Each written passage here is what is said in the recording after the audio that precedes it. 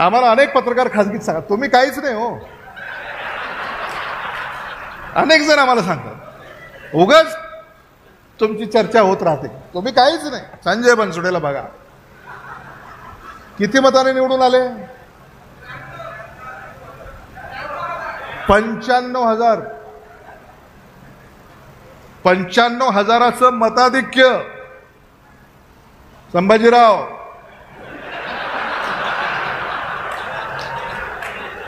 आपण एकमेकाकडेच लक्ष देण्यात बेजार होतो.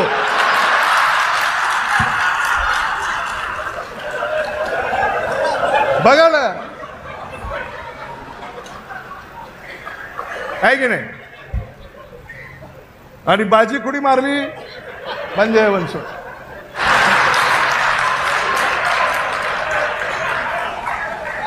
तिच्या अगोदर कदाचित कार्यक्रमाची रूपरेषा वेगळी असावी, म्हणजे काय होईल काहीच सांगता येत नव्हतं.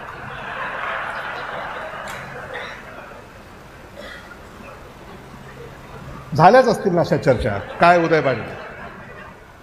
कारण महाराष्ट्रामध्ये आता अलीकडे ज्या महाराष्ट्र विधानसभेच्या निवडणुका झाल्या आणि त्या निवडणुकांमध्ये आता जे निकाल आपल्या पुढे आलेले आहेत, म्हणजे महायुतीनं एवढी बुकिंग जोरात केली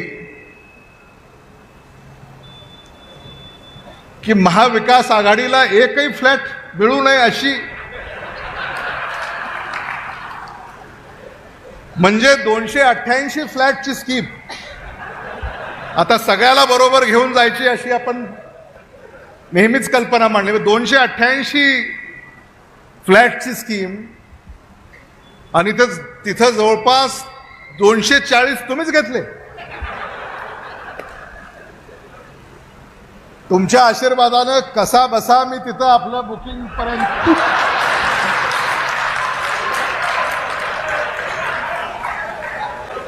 पोचलो,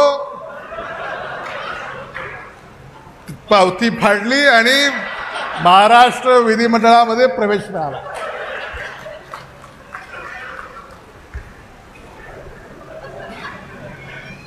बीड आपल्या शेजारचा जिल्हा आहे.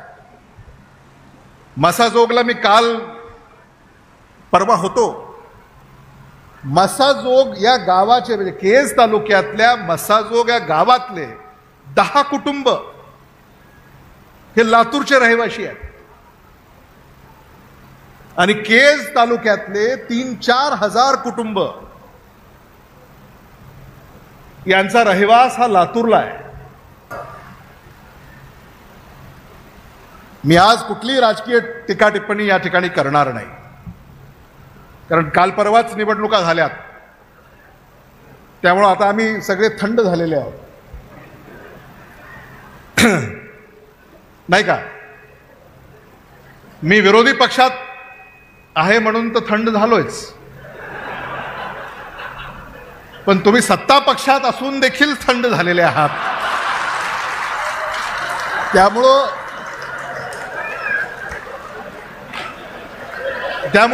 थंडा थंडा, कूल कूल,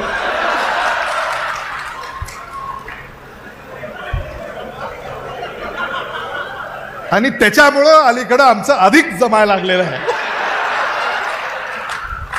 दीपक, दोन्ही जे दीपक आहेत त्यांना देखील मी हे इथं सांगू इच्छितो की आता ही सुरुवात आहे आणि आमचं जमण्याचं आता सुरू झालंय. त्यामुळं आता आम्ही हे किती जमवणार आहोत, देखते रह जाओगे तुम. आणि आम्ही मागे असं म्हणायचो की लातूरला विमान सेवा सुरू झाली पाहिजे, तेव्हा संभाजी पाटील असं म्हणायचे, कशाचं काय, ह्यांना बसून जायचं विमानात,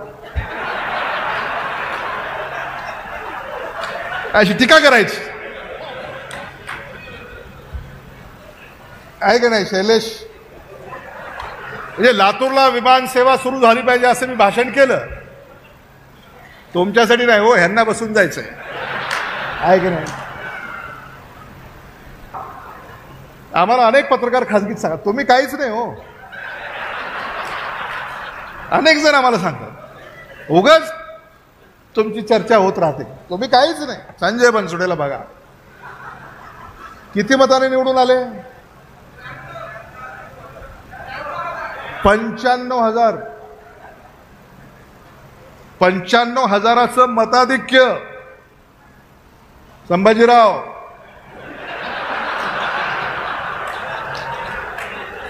आपण एकमेकाकडेच लक्ष देण्यात बेजार होतो.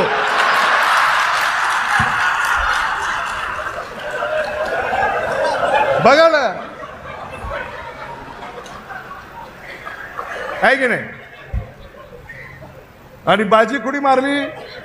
संजय बनसोडे. आमदार अमित देशमुख हे दिवंगत नेते विलासराव देशमुख यांचे पुत्र आहेत. ते गेल्या 3 पंचवार्षिकापासून लातूर विधानसभा मतदारसंघाचे प्रतिनिधित्व करत आहेत. देशमुख घराण्याचा वारसा लाभल्यामुळे त्यांना राजकारणात घट्ट पाय रोवता आले. विलासराव देशमुखामुळेच त्यांना राजकारणात मान सन्मान मिळाला, तर काँग्रेसमध्येही महत्त्वाचे स्थान मिळाले. आमदार अमित देशमुख हे दिवंगत नेते विलासराव देशमुख यांचे पुत्र आहेत. ते गेले 5 पंचवार्षिकापासून लातूर विधानसभा मतदारसंघाचे प्रतिनिधित्व करत आहेत. देशमुख घराण्याचा वारसा लाभल्यामुळे त्यांना राजकारणात घट्ट पाय रोवता आले. विलासराव देशमुखामुळेच त्यांना राजकारणात मान सन्मान मिळाला, तर काँग्रेसमध्ये महत्त्वाचे स्थान मिळाले.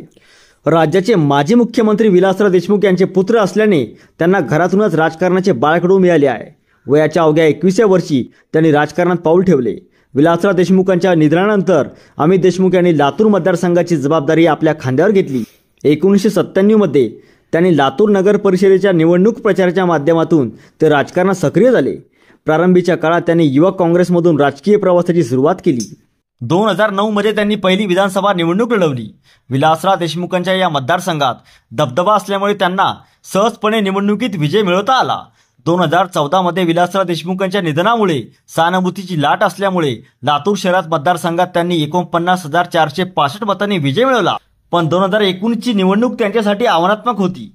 या दरम्यान बंधू धीरज देशमुख आणि रितेश देशमुख यांची साथ मिळाल्याने त्यांना विजय खेचून आणता आला. अमित देशमुख यांनी केमिकल सायन्समध्ये BA पदवी केली आहे. विलासराव देशमुखांच्या प्रभावी कार्यशैलीची त्यांच्यावर छाप पडली आहे. वडिलांच्या पश्चात त्यांनी शिक्षण आणि सहकार क्षेत्रात त्यांनी मोलाचे योगदान दिले आहे. त्याचप्रमाणे त्यांच्या अभ्यासवृत्तीमुळे युवक काँग्रेसवर देखील त्याचा प्रचंड प्रभाव पडला. त्यामुळे त्यांच्याकडे युवक काँग्रेस उपाध्यक्षपदाची जबाबदारी सोपवण्यात आली, तर पुढे त्यांनी काँग्रेसच्या दुसऱ्या फळ्यातील नेत्यामध्येही स्थान मिळवले. आमदार अमित देशमुख यांनी पृथ्वीराज चव्हाण यांच्या नेतृत्वातील मंत्रिमंडळात आणि महाविकास आघाडी सरकारमध्ये महत्त्वाची खाती सांभाळली आहेत.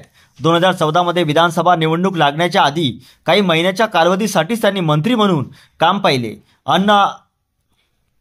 अन्न आणि औषध प्रशासन, राज्य उत्पादन शुल्क आणि पर्यटन खात्याच्या राज्यमंत्रीपदाची धुरा त्यांच्याकडे सोपवण्यात आली होती. तर महाविकास आघाडी सरकारमध्ये त्यांनी वैद्यकीय शिक्षण मंत्री म्हणून काम पाहिले.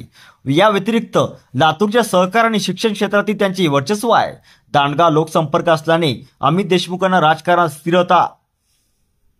दांडगा लोकसंपर्क असल्याने अमित देशमुखांना राजकारणात स्थिरता आली आहे.